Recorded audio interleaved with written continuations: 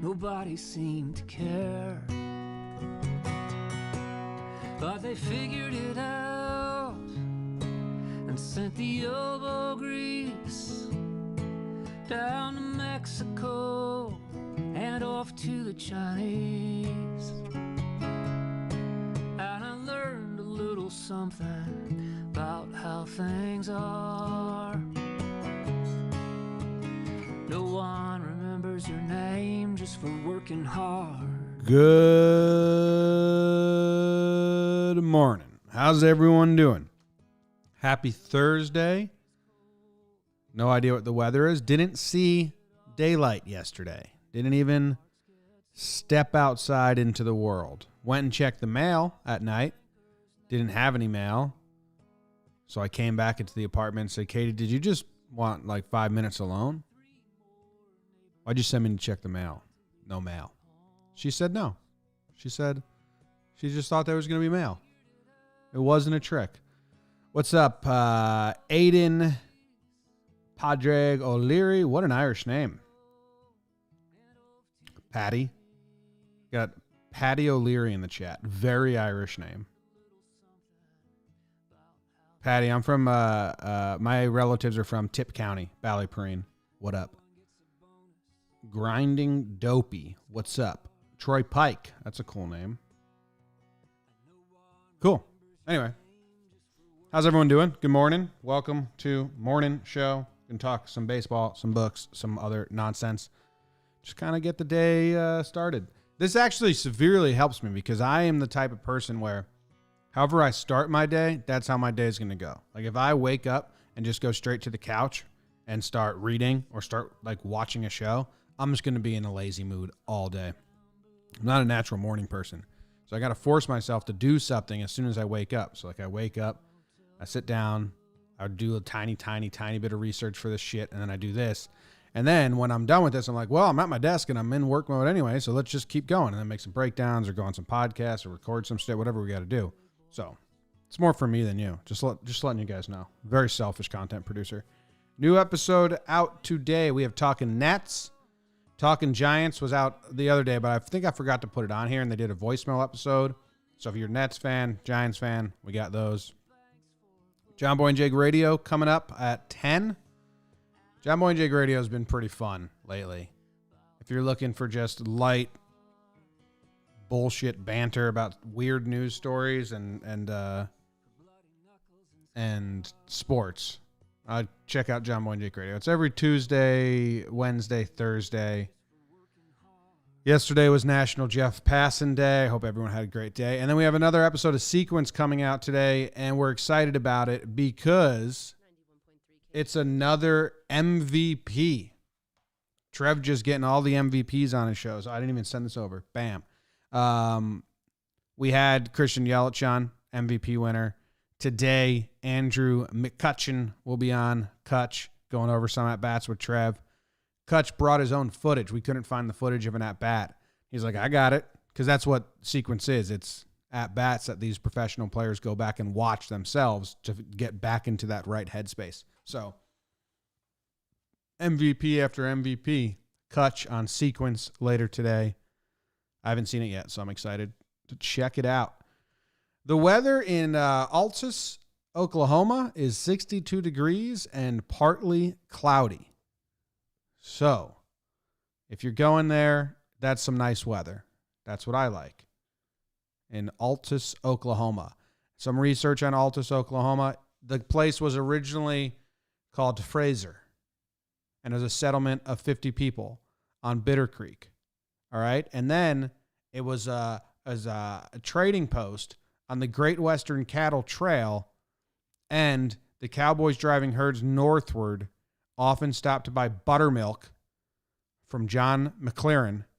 Thus, the town was locally known as Buttermilk Station. I wish that town name stayed instead of it went to Fraser and then Altus. Buttermilk High School? That's way better than Altus High School. I don't know if that's what the high school's name. Anyway, a flash flood nearly destroyed the whole town, and they all had to move to higher ground so that a flash flood couldn't destroy the town again. And then they changed the name to Altus, which is a Latin word meaning high, once they went to the highest ground. Andrelton Simmons is from there, it says, which doesn't make sense to me because I thought Andrelton Simmons was from Curacao. But it says notable alumni, Andrelton Simmons. Due to his slight build, Simmons did not draw much attention from MLB scouts until he attended Western Oklahoma State College in Altus. Holy smokes, Wikipedia. You can't put notable alumni for just people that went to college in your town. That's a bunch of bullshit. Then, like, Lexington, Kentucky can claim every basketball player. Or Storrs, Connecticut can claim everyone that's played basketball at UConn. Illegal. That's a hard illegal, Wikipedia. Fix your shit.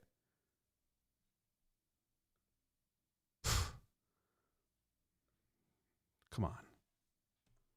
Can't be having that. Anyway, our random baseball player of today. Hey, I don't know if you guys know this about me. I love catchers. I have an affinity for catchers. And we got, like, look at the picture of this guy. Oscar Stanage. Is that how you pronounce his name? Stanage? Someone will correct me in the comments that knows. I don't know. Anyway, Oscar Stanage or Stanage. I'm just going to call him Oscar from here on out. From 1911 to 1915, Detroit catcher Oscar S. was the most durable backstop in the American League. He appeared behind the dish in 560 games, 125 more than any other American League catcher. How about that? How about that? You want to see him in catcher's form? Look at this. Just crushing it. Just looking absolutely great in his catcher's form. Apparently, he wasn't much of a hitter. Wasn't much of a hitter was Oscar. Look at this picture. This is a great picture. Just a great picture. Apparently, he wasn't much of a hitter at all. But I didn't look at his stats. I was just reading his biography. But the Tigers had a catcher named Boss Schmidt. And he could hit a little bit, especially for a catcher. But Boss Schmidt basically fucked him over in 2 World Series back-to-back, the Tigers. So he was just awful defensively. I think I read that he allowed 12 stolen bases in 4 games in the World Series with a bunch of pass balls, and he didn't hit. So the Tigers were like, we need a backstop that's good at defense. And they went and picked up Oscar Stanage, who was he was out of the MLB because the Cincinnati Reds traded him to like an Independence League or like some lesser league after he made his debut. He had like 1 at bat, and then he gets traded. Detroit just picks him up because like we need a defensive catcher because Boss Schmidt been a huge jerk in the last World Series. So that's what he was. He had there's a quote here that how much people liked him. Huey Jennings had such high regard for Oscar S.'s knowledge of the game that midway through the 1914 season, Oscar assumed the role of pitching coach for the Tigers. He was like the Yadi Molina of his day. Just they say he always was calling the right pitches. He studied the batters. He could study their swings. So Oscar S., the original Yadi. People loved him. There's a cool story here. I want to learn more about this story. Ty Cobb and Buck Herzog squared off in a legendary spring training brawl in 1917. Each man was granted 1 teammate to bring into the room to make sure everything was all square. Cobb selected Oscar S. Cobb used to also pick on people, and there was this guy on the team called Little O, a rookie, and Cobb would just pick on him mercifully. And the story goes that Oscar went up to him, who was respected by everyone, said, you keep picking on Little O, Big O is going to knock your head off. Boom, boom, boom, badass. Oscar Stanage is what I'm going to go with. So it sounds like he was cool. But, yeah, like I said, if you go to his Wikipedia, not his Wikipedia, his baseball reference, there's not that much going on. His middle name was Harland, which is a great middle name. And, hold on. Played for a long time. Like I said, a lot of games for a catcher. in that one stretch, 141, 121, 122, 100. I mean, catchers sit once a week. I mean, this dude's crazy. But, yeah, the offense wasn't there. OPS plus of 69, even by the standards of his day, a 234 batting average and a 284 they didn't care about on-base percentage. He only hit 8 home runs. I think he led the league in assists one year. Oh, he led the league in pass balls. I thought he was supposed to be the best. What the fuck? All my research down the drain. I think that's all I got on him. Defensive WAR in 1911. He was 4th. Can't really retroact that shit. Putouts as a catcher. 1st. All time? Is that all time?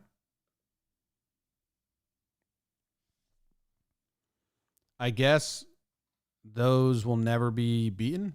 Putouts as a catcher. 1st all time. Oscar Stanage by a lot. By 159. No. Well, how the hell does 2nd place? How are these guys tied for 2nd when this guy has more? Does it make any sense to you? This guy's in 3rd place with 532, and this guy's in 2nd place. Well, they're tied for 2nd. One clearly has more putouts. Oh man, been a rough stat session. What's going on here? I don't know. Can you guys make sense of that? Well, anyway, I think I'm going to get away from Oscar. I like him. Badass catcher. I like a good catcher. And I mean, just a great picture. Big old mitt, legs rolled, socks rolled up high or pants rolled up. Nice little cap. Cool. All right, we're going to move on. What are we doing next? I forget. Anyone watch the challenge? Watch a challenge last night? I actually thought it was good. I was ready to be mad at the challenge, MTV's The Challenge, because they messed with the format, but they're now back on track. They just elongated things for no reason. Cool elimination, and we get a purge next week, so that's exciting. I'm gonna play the music again. I think feels silent. Just a little background, a little ambiance. Bah. Book. Oh, let's get nerdy. I'm reading. I'm in the middle of like so many books right now because it changes depending on my mood. If I want to read a baseball book, a history book, or a different version of a history book, or poems at night. 4 different books then, I guess. But I was reading bits and pieces of Undaunted Courage by Stephen Ambrose about Lewis and Clark and the expedition. And I got to tell you this. There's Ken Burns did a documentary on it. It's on Amazon if you want to watch it, about the Lewis and Clark. And it is one of the more impressive feats ever that those guys walked across the country through Indian reservations, through like bears and rivers and the mountains they had to cross, and they fucking just did it. They picked up a pregnant Indian woman on the way, and they just didn't. No one died. Well, I think one guy died, but it was natural causes. They made friends with every Indian they met. It's fucking crazy. It's one of the cooler stories. So I picked up this book because I wanted to read more about it. But this isn't about that. This is about what kind of blew my mind a little, and it makes sense when you think about it, but travel didn't change from the Romans till like Lincoln. Isn't that nuts? So it talks about Jefferson, because they were saying how like no one even thought to try to go past the mountains because they figured there was no way to get through the mountains. You would just need manpower, and there's or waterfalls. Like that was all they used for energy, waterfalls, manpower. And Jefferson saw the future. Like he wrote about seeing a balloon and thinking about how, we're going to be able to travel by the air. And he wrote about steam-powered engines 100 years before they became into existence. Like he never even saw a train in his lifetime, but he was writing about this. It was 100 years ahead of the technology because he couldn't do it, but he just like thought, man, I wonder if we can do that. It was kind of crazy. But there's a paragraph here that says, since the birth of civilization, there had been almost no changes in commerce or transportation. Americans lived in a free and democratic society, the first in the world since ancient Greece, a society that read Shakespeare and had produced George Washington and Thomas Jefferson, but a society whose technology was barely advanced over that of the Greeks. The Americans of 1801 had more gadgets, better weapons, and superior knowledge of geography and other advantages over the ancients, but they could not move goods or themselves or information by land or water any faster than had the Greeks and Romans. Makes sense because they were all doing the same shit. Give a dude a letter. He rides on a horse and drops it off to someone else. You want to move stuff, you get big-ass ships or like water canals or aqueducts or diverging stuff. They were all doing it for forever. And then 60 years later, when Lincoln's president, there's boats and steamboats that can go upriver and trains that can take you places in 2 days and a telegraph that can get a message. And what does Ambrose write? But only 60 years later, this great leap forward in transportation, a factor of 20 or more, in so short a space of time, must be reckoned as the greatest and most unexpected revolution of all. In Jefferson's day, it took 6 weeks to move information from Mississippi to Washington, D.C. In Lincoln's, information moved over the same route by telegraph, all but instantaneously. Time and distance, mountains and rivers meant something entirely different to Thomas Jefferson from what they meant to Abraham Lincoln. That kind of blew my mind, but it makes sense. But I was still like, never just put it together that we went like hundreds and hundreds of years without advancing travel or sending a message. And then it all changed in like a snap of a finger. They were obsessed with rivers and canals before the steamboat. They were like, how can we diverge this river and make a canal to head this way so we can drop some goods and like slide it down the river? There's like diverging waterways and dams and shit like that. They were obsessed with it because it was the only way. They until the steamboat, they had no other way to get around water or get around anywhere. That was crazy. Jefferson was also kind of nuts, man. Like he believed that riding horses, he believed that when horse transportation was really taken off, it made men weak and that they should walk barefoot. His sons walked barefoot through the snow and through the woods till they were like 10 because Jefferson was manning them up. And like Lewis Clark was there. Crazy. So anyway, I thought that was nuts. Thought I'd share it with you guys. I think that's the end of the morning show. I'll look at the chat for a little bit.